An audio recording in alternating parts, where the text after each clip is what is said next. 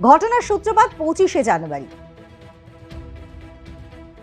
পুলিশের সঙ্গে ধস্তাধস্তি করবার অভিযোগের পরিপ্রেক্ষিতেই কিন্তু এই তনয় শাস্ত্রী এবং সহ দুজনকে গ্রেফতার করা হয়। এই ঘটনার পরিপ্রেক্ষিতে তনয় শাস্ত্রী কিন্তু তিনি বারবার করেই বলছেন যে আইনের উপর তার ভরসা রয়েছে। তাদের 7 দিনের পুলিশি হেফাজত নয়, 4 দিনের জেল হেফাজত।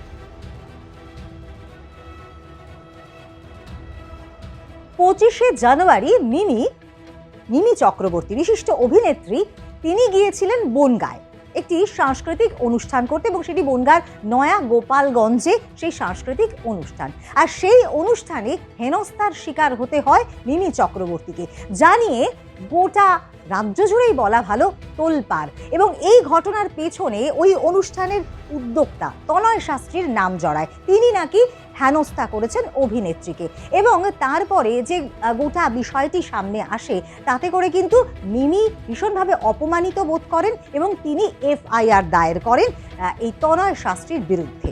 এইটা ছিল ঘটনা। কিন্তু এরপর তনয় শাস্ত্রীকে গ্রেফতার করা হয়, এবং গ্রেফতার করার পর আদালত তাকে নানান নির্দেশিকা জানায়, নানান নির্দেশ দেয়। কি সেই নির্দেশ, কি সেই শাস্তি, অবশ্যই জানাবো এই ভিডিওতে।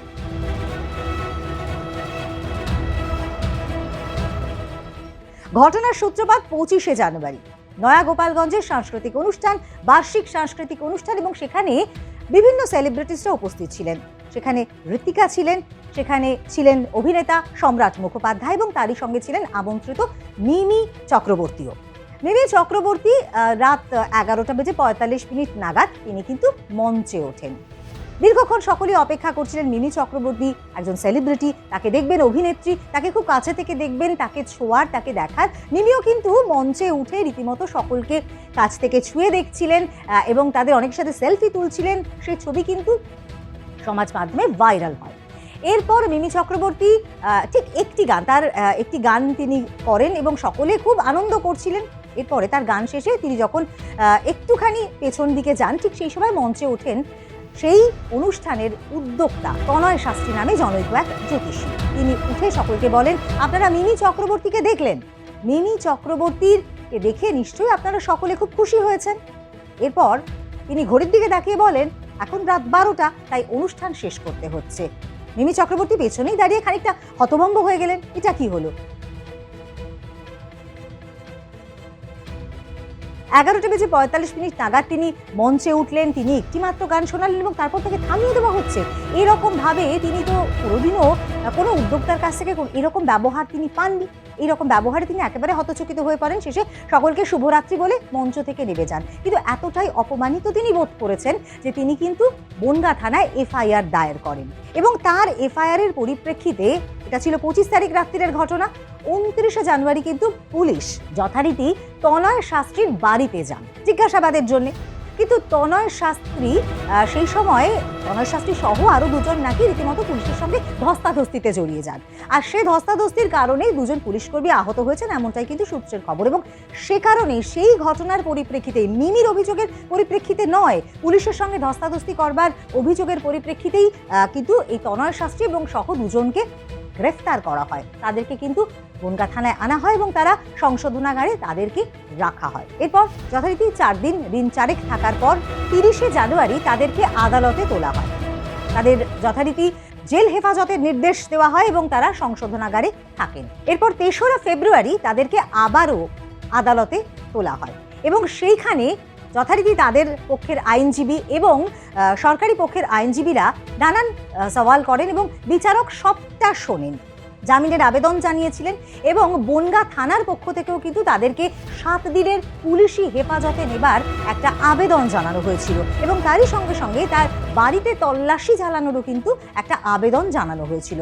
কিন্তু বিচারক সমস্তটাই শোনেন, দুপক্ষেরই বক্তব্য শোনেন, এবং বক্তব্য শোনার পর যাবতীয় কিছু বিচার করার পর তাদেরকে বিচারক যেটা নির্দেশ দেন সেই নির্দেশিকায় বলা হয় যে তাদের 7 দিনের পুলিশি হেফাজত নয়, 4 দিনের জেল হেফাজত।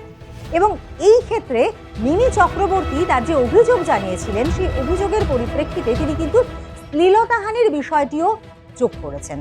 তার ফলে শ্লীলতাহানির ব্যাপারটি যোগ করার ফলে কিন্তু রীতিমতো শোন অ্যারেস্টের দাবি জানানো হয় তনয় শাস্ত্রীকে। এবারে বিচারক এই কারণে কিন্তু বলেছেন যে 6ই ফেব্রুয়ারি মিমি চক্রবর্তীকে একটা গোপন জবানবন্দি দেবার, ম্যাজিস্ট্রেটের কাছে গোপন জবানবন্দি দেবার পরামর্শ দিয়েছেন বা নির্দেশ দিয়েছেন। বিচারক 4 দিনের জেল হেফাজতের নির্দেশ দিয়েছেন এবং তার বাড়ি তল্লাশির যে আবেদন জানানো হয়েছিল পুলিশের তরফে সেটাকেও খারিজ করে দিয়েছেন। আবারও তাদেরকে তোলা হবে কোর্টে 7 তারিখ অর্থাৎ 7ই ফেব্রুয়ারি। এদের বিরুদ্ধে 2টো মামলা রুজু হয়েছে। একটা পুলিশ সুমোটো করেছে, একটা হারসেলফ এক্স এমপি সে করেছে, এবং সেই মামলাটায় যেটা এক্স এমপির আন্ডার 64 সেই মামলাটায় আজকে 74 বিএনএস ধারায় অ্যাড করা হয়েছে। মানে অ্যাড করেছেন ম্যাজিস্ট্রেট সিডি দেখে, কেস ডায়েরি দেখে, এবং এলাকার সাক্ষী সাবদের যেটা পুলিশ কালেক্ট করেছে সেই পরিপ্রেক্ষিতে স্যাটিসফাইড হয়েই কোর্ট কিন্তু এটা অ্যালাউ করে দিয়েছে।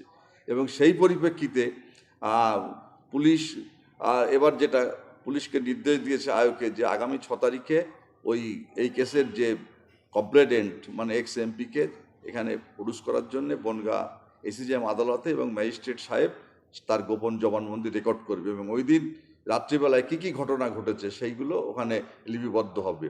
সেই পাশাপাশি যে এর আগে সুমোটো যে মামলাটা, আরেকটা মামলা যেটা আছে, সেই মামলায় পিসির প্রেয়ার দিয়েছিল কিন্তু সেটা রিজেক্ট করেছিল লানেট কোর্ট, এবং ফার্দার আজকে আরেকটা প্রেয়ার হয়েছিল জেল কাস্টডির থেকে ওকে প্রডিউস করার পরে, সেটাও রিজেক্ট করেছে। এবং সার্চ ওয়ারেন্টের যে বিষয়টা ছিল যে কোনো মেটেরিয়ালস তার বাড়ির থেকে পাওয়া যায় কি না এই মর্মে, সেই মর্মেও কোর্ট স্যাটিসফাইড হয়ে সিডি দেখে সেটাও কিন্তু রিজেক্ট করেছে। 7 তারিখ পর্যন্ত জেল কাস্টডি নির্দেশ রয়েছে।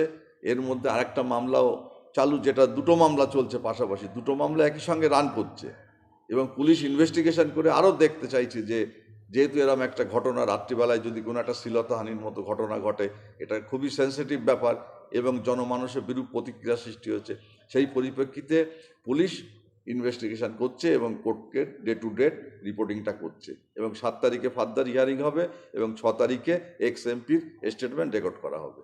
এই ঘটনার পরিপ্রেক্ষিতে তনয় শাস্ত্রী কিন্তু তিনি বারবার করেই বলছেন যে আইনের উপর তার ভরসা রয়েছে। আইনের উপর ভরসা আছে, আইন যেটা করবে সেটা আশা করি সঠিক দিকেই যাবে, কারণ আমি এখনো পর্যন্ত সঠিক দিকেই যাচ্ছি, এবার সেটা আইনের উপর বিশ্বাস আছে আমার। তনয় শাস্ত্রী তাঁর বক্তব্যটা কিন্তু ভীষণভাবেই পরিষ্কার। তিনি বারবার করেই বলতে চাইছেন যে তিনি তো কোনো অন্যায় করেননি, পুলিশ তাদেরকে টাইম দিয়েছিল, সময় নির্ধারণ করা হয়েছিল রাত 12টা পর্যন্ত, এবং তিনি তো সেই নির্দেশিকারই পালন করেছেন।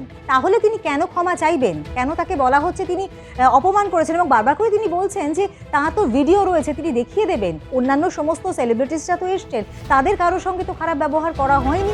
মিমি চক্রবর্তী কেন বলছেন রাত্রি 12টা অতিক্রম করেছে, এবং সে কারণেই তো তিনি এই অনুষ্ঠান বন্ধ করে দিয়েছেন, তাকে কোনো রকমভাবে অসম্মান জানানো হয়নি। এমনকি তনয় শাস্ত্রীর বক্তব্য ছিল যে তিনি সংবর্ধনা জানাতে চেয়েছিলেন অন্যান্য শিল্পীদের মতো মিমি চক্রবর্তীকে, কিন্তু মিমি চক্রবর্তী সেই সংবর্ধনা নিতে চাননি। তবে এখানে উপস্থিত অন্যান্য সেলিব্রিটিরা তারা কিন্তু বলছেন যে অন্যান্য যে সমস্ত সেলিব্রিটি, সম্রাট মুখোপাধ্যায় ছিলেন, ঋতিকা ছিলেন, তারা কিন্তু তনয় শাস্ত্রীর বাড়িতে গিয়ে সংবর্ধিত হয়েছেন, বাড়িতে গিয়েছিলেন। তবে মিমি চক্রবর্তী কিন্তু তনয় শাস্ত্রীর বাড়িতে যাননি।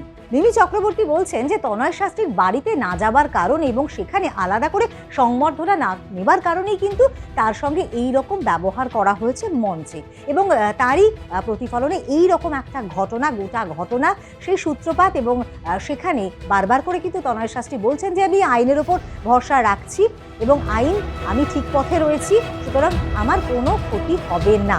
যদিও আগামী 7ই ফেব্রুয়ারি তাকে আবারও তনয় শাস্ত্রী সহ আরও 2জনকে তোলা হবে আদালতে, এবং তারপরে কি রায় দেওয়া হয়, কি নিদান দেওয়া হয়, সেটা অবশ্যই আমাদের সকলেরই নজরে থাকবে। কিন্তু তার আগে 6ই ফেব্রুয়ারি আবারও কিন্তু গোপন একটা জবানবন্দি দেওয়ার জন্য মিমি চক্রবর্তীকে নির্দেশ দেওয়া হয়েছে, এবং সেটা তিনি ম্যাজিস্ট্রেটের সামনে সেই গোপন জবানবন্দি দেবেন।